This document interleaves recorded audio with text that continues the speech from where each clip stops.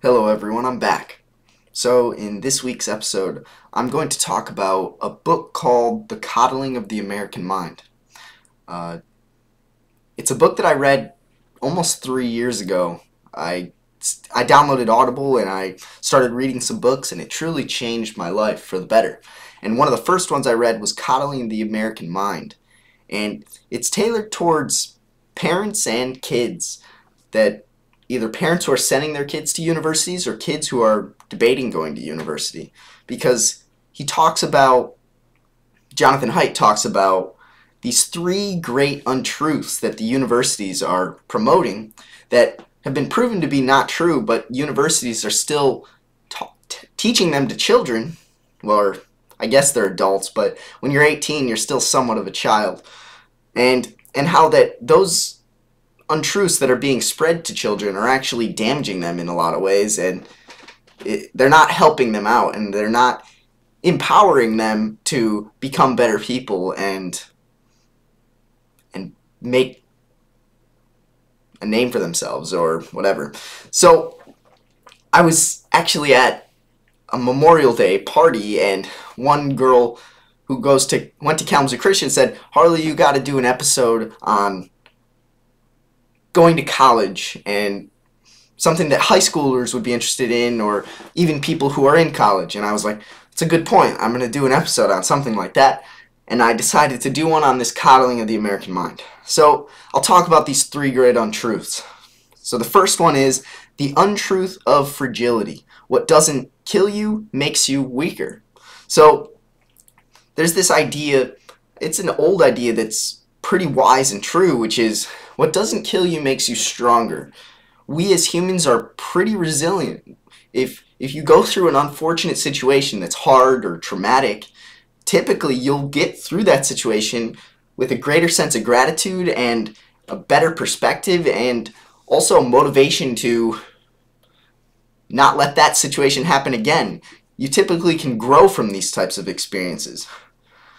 And so he mentions in the first chapter of the book this peanut allergy example, which I feel like is a great metaphor for what's happening. So I'll just explain this example. So before 1990, the amount of 8-year-old children who had peanut allergies in the United States was 4 in 1,000. But in 2008, that number jumped to 14 in 1,000. And you might be asking, why is that? And I was asking the same thing.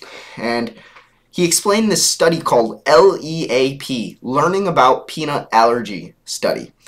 And it was a study that was composed of 640 infants, where half of the infants were exposed to peanuts regularly and had peanut butter sandwiches. They had zero protection from peanuts whatsoever. If they were in school and a kid had peanuts, there was no protection from those peanuts, or a peanut butter sandwich or peanut butter, etc. And the other group, the other half of those infants, they were raised and they were protected from peanuts. And the goal of the parents and of the teachers of these children were to keep peanuts away from these children. And the results of this study was quite mind-blowing for me. At the end of the study, half the group that was exposed to peanuts throughout their life, only 3% of those people actually generated peanut allergies. And the group that was protected from peanuts their whole life, 17% of those children developed a peanut allergy. And that's more than a 5 times increase in peanut allergies for the people who were protected. And you might say, that's only 640 infants, you might want to do a larger study. That's totally true. But this study somewhat speaks for itself and shows, man, there is some correlation here. And it kind of goes to show that our immune system learns how to handle different bacteria, different foods, if it is exposed to it throughout development. Like, there's this example of, if your house is always so perfectly clean, you sanitize every single thing every day, always sanitize, never letting any germs ever live, But if you ever walk outside your house and are exposed to some dust or to some bacteria, your immune system has been kind of on the relaxing side of things. Oh, I don't really have to fight against anything because everything I touch is so clean. But the instant you go outside, that immune system, who hasn't really been fighting, it's been chilling on vacation, and you can get sick quite easily. And the same idea comes in with the peanut allergies. Those kids who were being exposed to peanuts, their immune system was like, oh, okay, that's a peanut. I can see how this could be slightly harmful, but I'm going to build up an immunity. And for 97% of those kids, that worked. And some people are just destined to have a peanut allergy, but protecting them from peanuts for their whole developing life, that's going to increase the probability that that peanut allergy is going to be more severe and more certain. So that whole scenario, that specific idea, kind of can be broadened out to the whole idea that this first untruth is talking about. And this idea is that in university, people are telling kids that if you're feeling hurt or feeling insulted or you're uncomfortable or etc., you should actually avoid those situations. You shouldn't put yourself through those situations because you're fragile. What doesn't kill you will make you weaker. And there's a lot of helicopter parents these days who will not let their child out into the world for fear that the child might be hurt or injured or etc. And it kind of goes into this idea of don't bother children when they're skateboarding. It's a Jordan Peterson rule, which just kind of means that, hey, as a parent, you can do what you're not always going to be able to protect your kids. Well, you might be able to, but trying to always protect your kids from all kinds of danger, it's actually going to make them weaker people. But if you allow them to go out into the world and try new dangerous things occasionally, they're going to build up resilience and learn how to overcome challenges, and they're going to be stronger, better people. And I'm currently doing this research project for my statistics class on purposefully stressing yourself through HIIT workouts, intermittent fasting, cold therapy, and heat therapy, and how doing all four of those things actually makes you live longer and a healthier life. And it's this idea that humans actually react well when they're stressed. Not stressed 100% of the time, but when you purposefully put yourself in situations that are stressful, you're going to become more resilient. And currently in universities, I remember my first day going to Western Michigan University, there was this idea of safe spaces. And someone might hear this and say, yeah, a safe space, a place where you're safe to say what you want to say, you're safe to express your opinions, you're safe to say what you believe. And if that was what a safe space truly was, I'd be all on board. But this is what a safe space truly means in the universities. It's a place where you're safe from ever feeling offended, safe from ever feeling as if someone is disagreeing with you, or safe from offensive ideas. And in reality, if you think about it, the world is filled with a plethora of different opinions and ideas. It's impossible for you to always agree with everything people are saying. There's going to be times in life where someone says something that you don't feel as if it's right, or you don't feel as if it's true, but that's how life works, and you got to learn to deal with that reality and move on. But universities are somewhat saying that you should get into groups where you feel safe, where there's no one disagreeing, there's no opinions that are offending, and you are safe because there's your perception and your opinions will not be shattered, because shattering of an opinion is very harmful, is very hurtful, and it hurts. And it just, I might be straw manning the safe spaces, but I do know that the world is a huge plethora of opinions, and if you've been living in your little safe space in your university, talking to the only people in your group, and then you go out into the world and you start a job, and then one of your bosses or coworkers says something that you don't agree with, you've had zero practice of, oh, well, we're gonna agree to disagree here. Yeah, you think that? Maybe you're right, maybe not. And like you can kind of disagree and agree at the same time. But it seems as if these kids in university aren't getting any practice in regards to, I see your point, but I still don't agree. It's like they're just shielding themselves from all opinions that are harmful or oppressive or offensive. And it's not true. And that's where the whole phrase, what doesn't kill you makes you stronger, is so true. And it's an age-old saying, and it's age-old for a reason. And so I think that untruth is doing a lot of harm for students. It's harming them more than it's not. And so like anyone who's debating going to college, I feel like you should definitely read this book or even just watch this video because it's giving a brief overview. So the second great untruth is always trust your feelings. It's the untruth of emotional reasoning. And it's the idea that, man, whatever I'm feeling is the exact interpretation of reality right now. Oh, I'm feeling as if I'm feeling sad. Well, then the world is a sad place. Or I'll dive into it. So there's this Greek Stoic philosopher named Epictetus. I can't even say the name. But he said something like, it is not things or events that disturb us. It is our interpretations of things or events that disturb us. And it kind of shows that the world is what it is, and it depends on how we interpret / react to said things that are occurring in life. It's a Stoic principle that there's some things that are the way they are, and you can choose to be offended by them, or you can choose to not be. You can choose to move on, or you can choose to not move on. It's really up to you.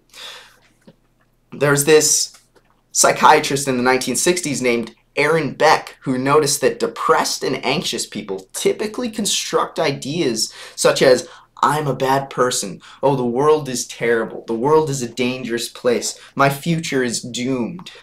Any of these kinds of ideas, along with a ton of other different ideas. And the goal of the psychiatrist was to break down those ideas, because he found that as you break away those ideas and break apart and disprove some of them, and then the person doesn't see the world the same way, and they typically are released from a lot of the depression or anxiety that they are feeling. And it shows that your mind is so very powerful. It can be so persuasive. If you're feeling one way, it's going to become reality for you unless you learn to question your feelings. And that's the idea of emotional intelligence. It's like, I'm feeling one way, but I should maybe question if this feeling is correct or not, because I don't want to be led astray by my slight narrow interpretation of the world, because I could be leading myself astray. And so it goes back to this idea of safe spaces. And there's this idea in university that says, if you feel offended ever, that means that you have been attacked. And there isn't a questioning of the way you're feeling, or, oh, this person said something, oh, maybe they didn't mean to offend me. Maybe they meant something else. Maybe I should get clarification. No, the university is promoting this idea that it's not about intent. It's about the impact. How did this situation impact you? If it impacted you in a negative way and you feel terrible after it, then it's obviously something that went wrong, and you certainly have been attacked. And it's somewhat terrifying, because people make mistakes all the time. People slip up in their words all the time. They may not mean what they say. They may not even know what they think. And so if you're going to just judge someone based off what they say and then say that they attacked you, you're not using your emotional intelligence by trying to get clarification, give the benefit of the doubt, and say, what you said didn't really resonate with me. Do you mind explaining it in a different way? I'm not totally certain what you meant. I might have missed a part of it. Can you explain again? And you'd be so surprised on the amount, just getting that little bit of clarification.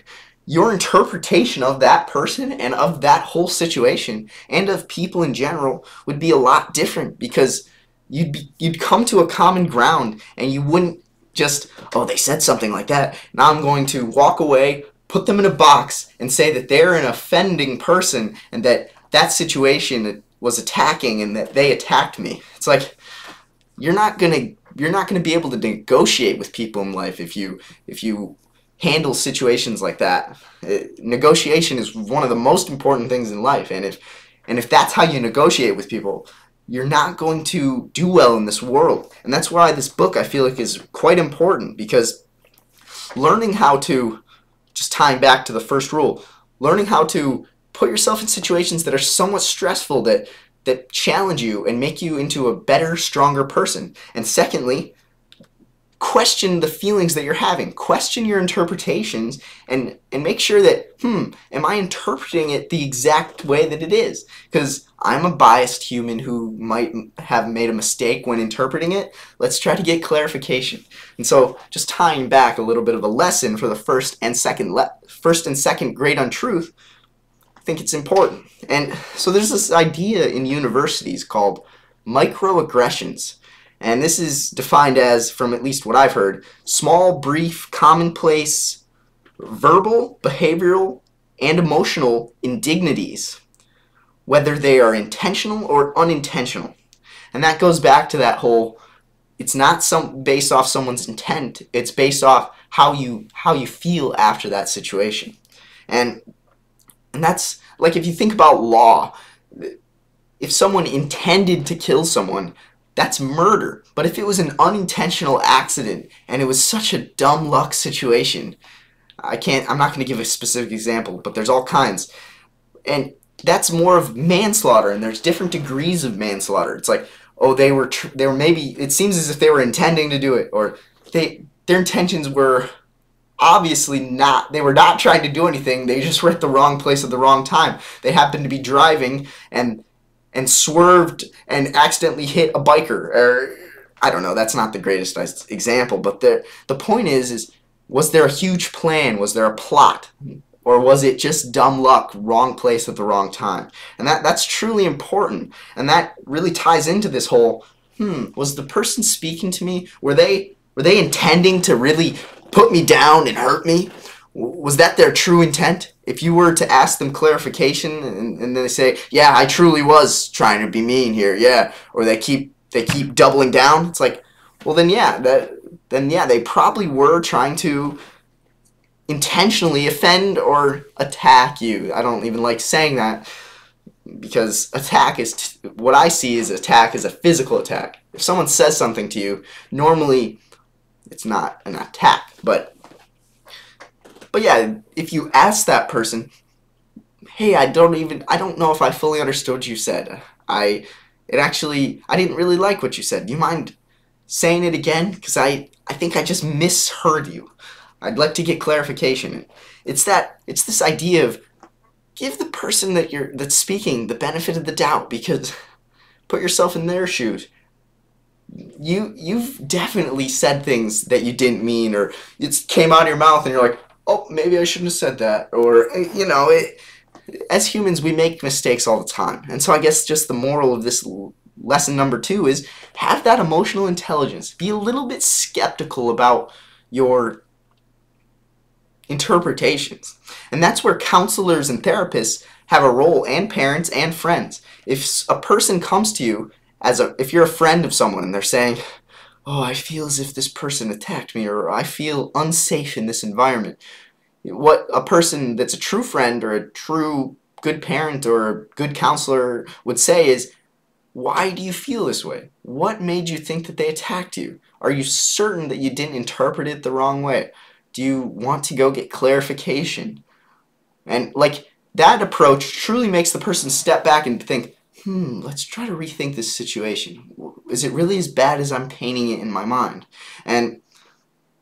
But in these days, counselors at university are taking this affirmative approach where it's like, oh, you feel attacked? Oh, then you probably were attacked. let's try to keep you away from that situation. Let's put you in a safe environment where that situation won't occur. And it's dangerous to try to mold children, or try to mold a person's environment to keep them safe, because the world is not that safe of a place. You're going to hear things that you're not going to like. You're going to see things you're not going to like.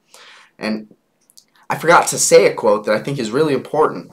Prepare the child for the road, not the road for the child. There's a lot of parents and there's a lot of professors at university and just university staff that try to mold the environment around the child to be a safer, less harmful environment.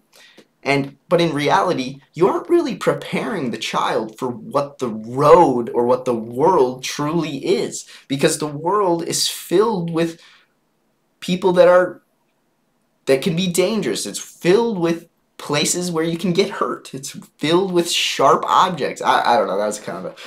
But the point here is, if you're attempting to prepare this road for your child isn't going to be well suited for the real world.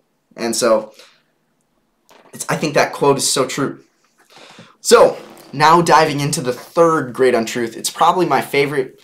It's the deepest and the darkest rule. So, this is the untruth that the world is a battle between good people and evil people. And just a little bit of context here. Humans are wired for group versus group conflict. Our ancestors grew up in small little tribes trying to fight other tribes to try to conquer and survive. And it's built into our DNA to want to have an enemy or have someone that you're against and have a group that you're with. That's how we're wired. That's why sports are so popular. One of the reasons why. Because you have one team, the home team, versus the away team. It's like this slight bit of tribalism that occurs. But if it's all in good fun and healthy competition, then it's truly beautiful and it fuels our need for that group versus group. But I feel like universities and some people take this idea too far, and instead of trying to realize that, hey, we're all still humans. We live in a society that is less focused on attempting to conquer and divide. We're now in a society where we're all equal and we have the equal opportunity to do what we want to do, and we're very similar. But there's this idea in college and in probably high schools these days and in just online, you'll see it, where they say the world is a battle between good and evil, and they can define good people as the poor, or bad people as wealthy, or people of power as evil, or people who don't have much power as good. And it gives this idea that, the world is made up of people that are good and evil. And as a human, it's super easy to categorize someone as an evil person. It's very easy to do that. You can put them in that box of evil, and you think in your mind, they're evil. I don't want to be around them. I don't want to hear anything from them. But in reality, there's this idea that I've said it a few times on the podcast before, the Wrestling with God, maybe the Peterson episode, where Alexander Solzhenitsyn, the author of the Gulag Archipelago. The Gulag Archipelago is a book I'll quick explain a little later, but he says this phrase called, "The line between good and evil runs down the heart of every single man and woman." And it means that it makes you think, because you're like, every human has the capacity to do good things and evil things. And characterizing someone as an evil person is not only naive, it can actually be dangerous, because if you're characterizing them as evil, you're then probably characterizing yourself as good. And if you really look deep down, do you really think you're that good? Is everything that you do something that you really enjoy? Do you love every aspect of yourself? It's like, I don't think so. And, well, there's this idea. I'm going to dive into the Gulag Archipelago in a little bit, but there's this idea in college called identity politics, and it really taps into our group versus group tribalism that's built into us. But it's this idea that let's group people into different groups based off of socioeconomic class, race, ethnicity, religion, gender, and let's break apart and let's have all of the Asian people go into this group, and let's have all of the white people in this group, and all the black people in this group, and all the Christians in this group, and all the Muslims in this group. And instead of taking this idea of common humanity, we are all humans, we all have very similar DNA, we are so much more similar than we are different, and we can learn so much from each other, and let's all come together as one group, humans. And there's this idea, it's like this common humanity type of identity politics is not talked about all the time. The main idea is common enemy. Pick an enemy. Fight against them because they are evil.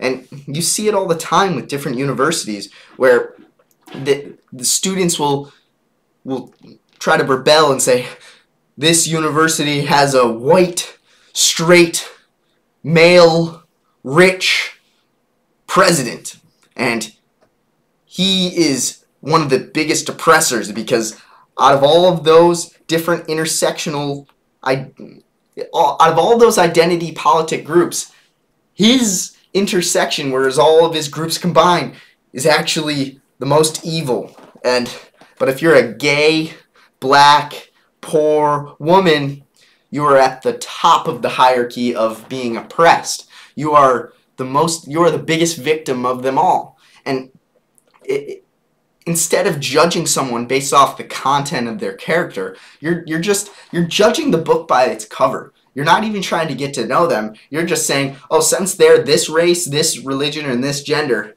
they're this or that. And that's not how humans are. Humans are incredibly complex. Like I said in the episode of, I think it was The Importance of Disagreement, I talk about that putting people in boxes is very difficult. Because think of putting yourself in a box. Is it possible? Like, try to put yourself in a box and describe it with 1 or 2 words. Good luck, because you're 1,000 words. There's books that could be written about who you are. It's like putting yourself in a box is very difficult. It's pretty much impossible. So trying to put other people in boxes is dangerous and practically impossible. And so after reading Alexander Solzhenitsyn's Gulag Archipelago, I haven't even read it all, but I've read a lot of summaries on it, I've watched a lot of videos on it, listened to a lot of podcasts on it.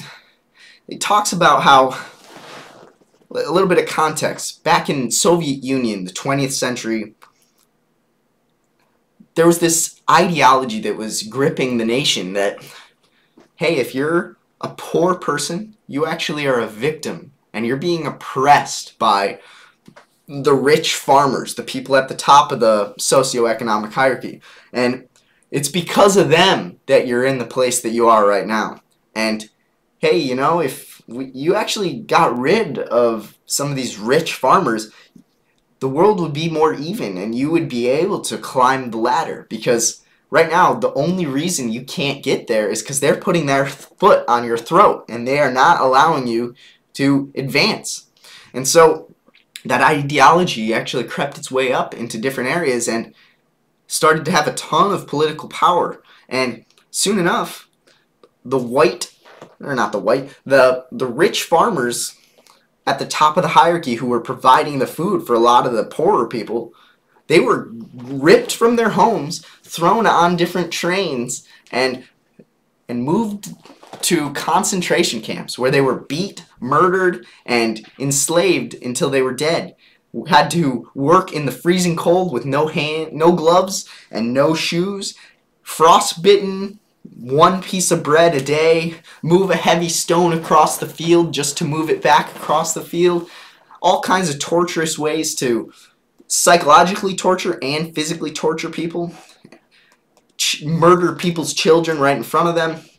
And it's the interesting thing that happened is that led to not only those millions of richer farmers dying and being tortured, it also led to almost 100 million poorer people within the Soviet Union and the surrounding area to become dead as well because they died of starvation. Where's your food going to come from if the competent farmers who have built a name for themselves no longer are farming? What's going to happen?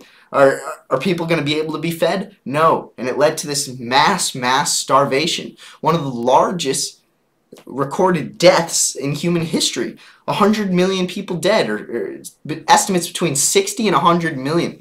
And the point is, many millions of people died because of that ideology. And the reason I think that this third great untruth is the darkest is because it's the deepest, and it can be so attractive to, I feel as if this person next to me is evil. And it's very easy to do that. It's way harder to try to get to know someone and try to see where they're coming from and realize that, they are similar to me.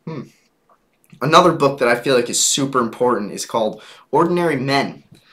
I forget the author, honestly, but it's an account of one of the police battalions within Nazi Germany that was comprised of ordinary people like bakers, carpenters, shopkeepers, people who were just ordinary men. And their task was, you round up the Jews in your neighborhood, you bring them to a field, and you shoot them in the head. You shoot their children in the head, and then you bury them. And you might be thinking, no, I wouldn't do that. If someone told me to do that, I'm a good person. I wouldn't do that.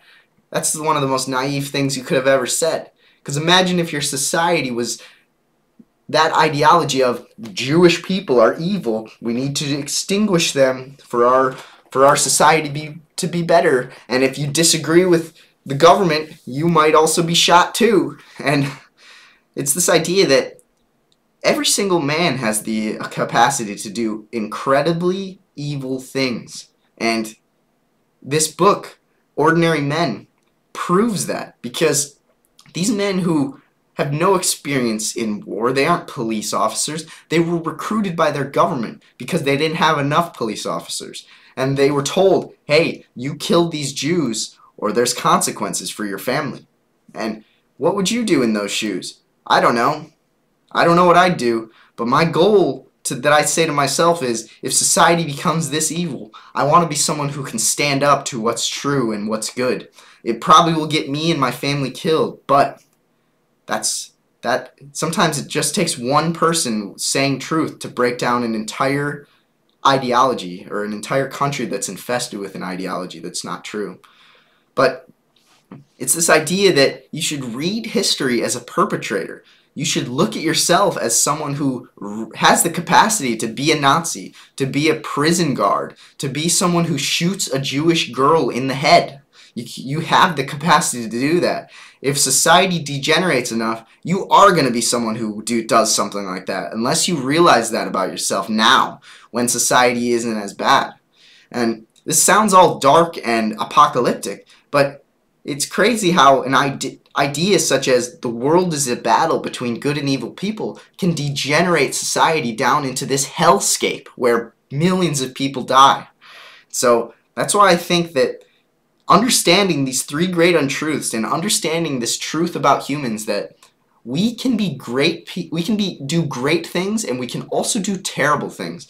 Realizing that and staying grounded, and when a situation becomes bad, you know yourself, you know how evil you can be. You run away from that evil part of you and you stand up for what's good, because you know what? You know what's more terrifying than someone doing something terrible? It's you doing that terrible thing. And so I see it as motivation. Harley, you can truly be a terrible person. You can do some horrible things. Run away from that version of yourself, because you know it's there, tucked away. And if something goes wrong, you don't want yourself to snap, because you can be truly dangerous. Realizing that about yourself makes you a person who can stand up for what's good. And it makes you dangerous in a good way, because you know your capabilities and you know your your dark side, and you know to only exercise it in certain situations, that in emergencies, instead of all the time. Or I felt as if this book truly impacted me. I was going to college when I read this book, and I could see it in my professors. I could see it in some of the emails I was getting about how, oh, there's certain groups that are victimized, and there's certain groups that are oppressors, and oh, let's nominate this person based off their race. And Martin Luther King talked about how he wanted his children to grow up in a world where they were judged by the content of their character, not by the color of their skin or an external factor that they can't control. And I feel as if we're degenerating away from that idea that Martin Luther King had, where let's judge people based off their actions, based off what they say, based off how they compose themselves. Instead, it's let's judge them based off the arbitrary characteristics that were given to them by birth that they have zero control over and that they can't change. Let's do that. It leads for a dangerous tribalism that is so rooted deep into our DNA that it grips us so hard and it seems like reality. And if we don't question our emotions, they might take us down to the evil capacity that we have. And so I really hope you enjoyed this episode. I really, really recommend, no matter who you are, to look into this book, The Coddling of the American Mind, when good intentions and bad ideas are given to children. I forget exactly what the subtitle is, but it's by Jonathan Haidt and Greg Lukainoff. And this is honestly only about half the book. I'm going to do a second episode later on the second half of the book. The implications and the effects of these great untruths in the world today. And it honestly gets pretty dark and unfortunate there too, but honestly, I like reading about things that are dark and unfortunate because they make me realize that, I gotta stand up for what's true because I can make the world a better place every small step at a time, and that's my goal with this podcast. So I really hope you enjoyed it. If you're a parent and your kid is going to university, I recommend that you have a discussion about these 3 great untruths. Read this book. There's all kinds of videos on the 3 great untruths. It's something that I really recommend. Audible is something that changed my life. I'm not as much someone who reads all the time, but as I'm cleaning my room, cooking, driving, maybe rowing on the rowing machine, taking a run, I put in books and podcasts, and I attempt to learn. And I really do think people can benefit from this. So I really hope you enjoyed this episode. Share it with the people, your loved ones who you feel could benefit from it the most. Thanks a lot, everyone. Have a great rest of your day. Thanks so much for listening to the Harley Seelbinder podcast. I hope you enjoyed this one. Let's keep making the world a better place, one deep, important conversation at a time. Have a great rest of your day. Bye-bye.